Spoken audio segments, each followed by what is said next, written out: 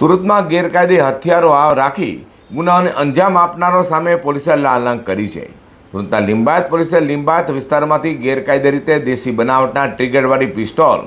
3 જૂતા કારતૂસ સાથે માથાભારે આરોપીને ઝડપી પાડી સળિયા પાછળ ધકેલી દીધો હતો। સુરતના ઇન્ચાર્જ પોલીસ કમિશનર બાબંગ જામીર, અધિક પોલીસ કમિશનર બલરામ મીણા, નાયબ police commissioner doctor Kanan Desai, in charge મદદનીશ પોલીસ કમિશનર શિવ પરેવા દ્વારા શહેરમાં ગેરકાયદે હથિયાર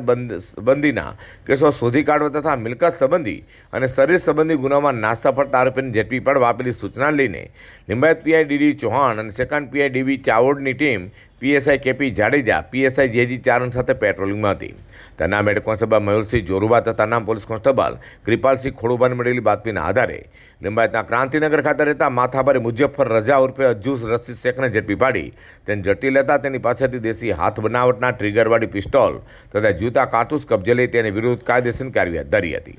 આ તો લિંબાયત પોલીસે આરોપી મુજફ્ફર રજા ઉર્ફે અજ્જુસ શેખને હથિયાર ક્યાંથી મેળવાયું, તેનો ઉપયોગ ક્યાં કરવાનો હતો તે દિશામાં વધુ તપાસ પોલીસે શરૂ કરી છે।